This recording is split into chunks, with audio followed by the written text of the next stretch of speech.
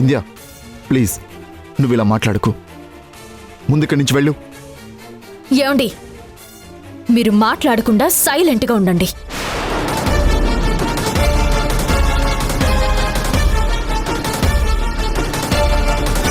ఏంటి శ్రీకర్ గారు, ఇంత ఉదయాన్నే ఊడిపడ్డారు? ఏంటి విషయం? వింధ్య అది ఏయ్,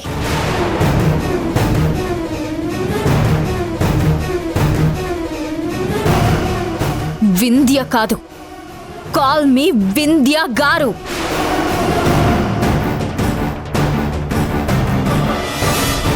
ఏం జరిగింది? మీరెందుకు ఇలా మాట్లాడుతున్నారు? హాస్పిటల్లో ఉండాల్సిన వాళ్ళు ఇంట్లో ఉన్నారే అని ఆశ్చర్యం కంటే మీ మాట తీరు మారింది, మీ ప్రవర్తన మారింది అని ఎక్కువ ఆశ్చర్యంగా ఉంది. రాజేష్ గారు, మీరైనా చెప్పండి, అసలు ఏం జరిగింది? వింధ్య గారు, మీరైనా ఇలా మాట్లాడుతున్నారు? ఓహో, అయితే మీ ఆవిడ గారు మీకు ఏమీ చెప్పలేదన్నమాట. అర్ధరాత్రి వర్షంలో జుట్టు పట్టుకుని బయటికి గెంటేసిన తర్వాత కూడా నీ భార్య నీకే విషయమో చెప్పలేదా?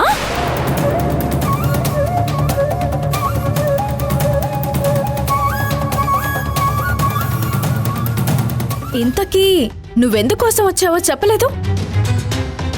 ఓ, రాత్రి అందరి ముందు రెడ్ హ్యాండెడ్గా దొరికిపోయింది కదా, దాన్ని కవర్ చేసుకోవడానికి ఆవిడ గారు నిన్నిక్కడికి పంపించిందా?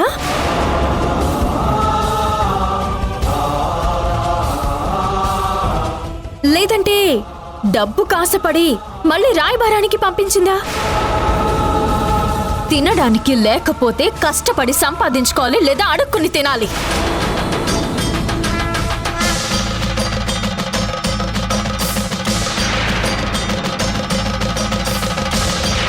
అంతేకాని ఇలా భార్యని పరాయి వాడి దగ్గరికి పంపించడం ఏంటి? వింధ్య, నీకు దండం పెడతాను, ప్లీజ్ వదిలేయ్.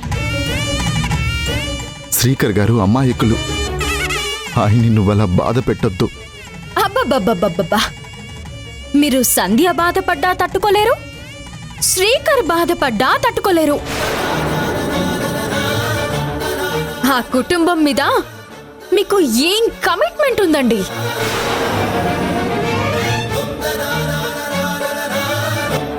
అందుకేనా వాళ్ళు ఏది అడిగితే అది ఇస్తున్నారు?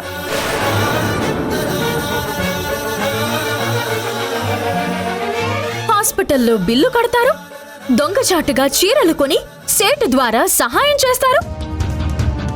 ఇలా చెప్పుకుంటూ పోతే ఒకటా రెండా ఎన్ని సహాయాలు చేశారు?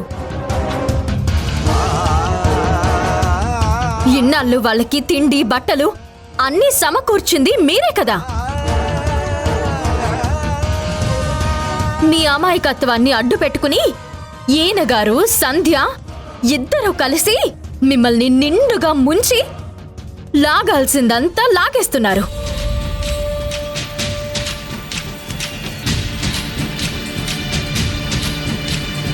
అయినా సరిపోదన్నట్టు అన్నీ తెలిసి కూడా ఏమీ తెలియనట్టుగా అమాయకంగా ఇక్కడికొచ్చి ఏం జరిగిందండి అని అడుగుతుంటే శ్రీకర్ గారికి ఏమీ తెలియదని మనం అందరం నమ్మేయాలి మరి.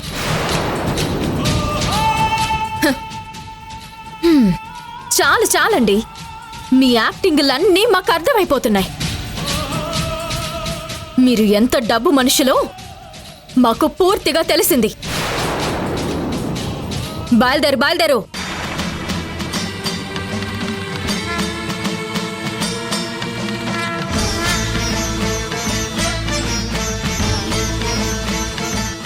ఒక్కటి గుర్తు పెట్టుకోండి వింధ్య గారు,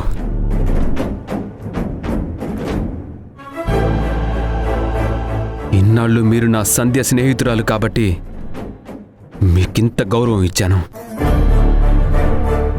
ఈరోజు మీరు ఇలా మాట్లాడి సంధ్యని నన్ను బాధ పెడుతున్నానని అనుకోవచ్చు, కానీ ఒక్కటి మాత్రం గుర్తుపెట్టుకోండి, నా సంధ్య ఈ ఊరు వచ్చింది కాబట్టే మీరు సంధ్య కోసం ఈ ఊరు వచ్చారు.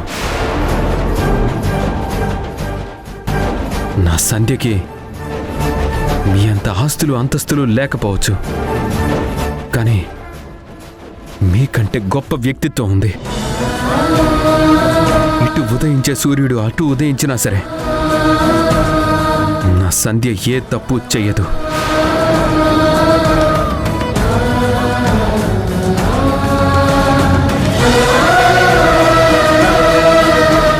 కట్టుకున్న భర్త మీద మీకు నమ్మకం ఉందో లేదో నాకు తెలియదు, కానీ నా భార్య పైన నాకు చాలా నమ్మకం ఉంది. నా సంధ్య ఒక దేవత. డబ్బుకు అమ్ముడుపోయే రకం, డబ్బుకు దిగజారిపోయే రకం అని మీరు అన్నారు కదా, కానీ మీరు మాట్లాడుతున్న ఒక్కొక్క మాట మీ ఎదురుగా నిల్చున్న మీ భర్తని, మిమ్మల్ని కన్న కూతురులా చూసుకునే మీ అత్త మామల్ని ఎంత బాధ పెడుతుందో ఇప్పుడు మీకు అర్థం కావట్లేదు. మీరు కేవలం సంధ్యని నన్ను బాధ పెడుతున్నారని అనుకుంటున్నారు, కానీ రాసి పెట్టుకోండి, మీ మాటలే మీకు శాపాలుగా మారతాయి.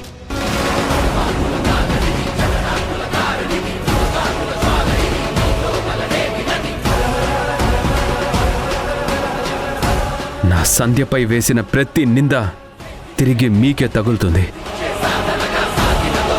నా సంధ్య ఏడ్చుకుంటూ ఇక్కడి నుంచి వెళ్ళిపోయింది. నా సంధ్య కన్నీళ్లు రాలిన ఈ ఇల్లు సంతోషంగా ఉండాలని నేను కోరుకుంటున్నాను.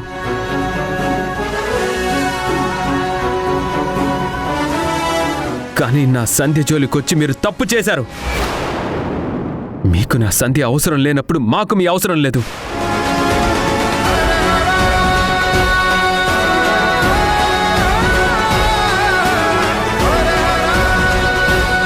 మీ స్నేహం కూడా అవసరం లేదు. మీరీరోజు మాట్లాడిన పిచ్చి మాటలకి, పిచ్చి నిందలకి నేను సమాధానం చెప్పలేకపోవచ్చు, కానీ ఏదో ఒకరోజు మీకు నా సంధ్య చేతనే బుద్ధి చెప్పిస్తాను.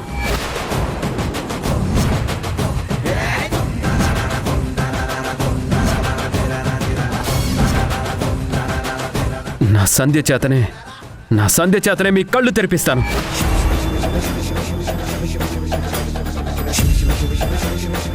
ఏదో ఒకరోజు మీరు నా సంధ్య విలువ తెలుసుకుంటారు. నా సంధ్య కోసం వెతుక్కుంటూ పరిగెత్తుకుంటూ వస్తారు. కానీ అప్పటికే నా సంధ్య మీకు అందనంత దూరం పెరిగిపోతుంది.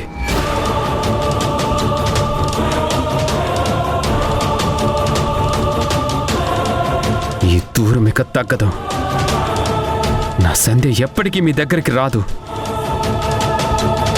మీరు వచ్చినా నా సంధ్యని కలవడానికి అడ్డుగా నేనుంటాను.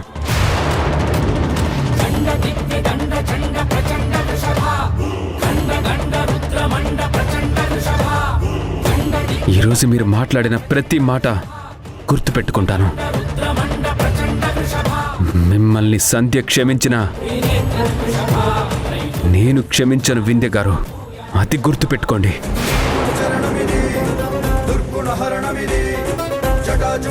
పరాక్రమించిన శ్మశాన క్షేత్రమిది, నిశ్చల ప్రణవమిది, నిర్భయ నటనమిది.